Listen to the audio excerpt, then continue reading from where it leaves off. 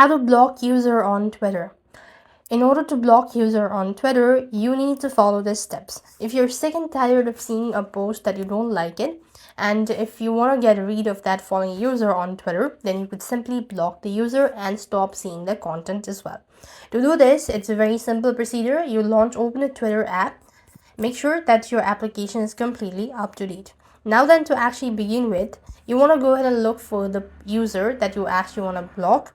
So let's see, I am gonna go with this person. All right, so what you need is you could simply click on the three dot icon right next to their post, and then you have these block at the rate their username. Select that, and then you will be able to see that this will be able to see your public posts but will not be able to engage with them. So click on the block button, and this is basically how you block user on Twitter.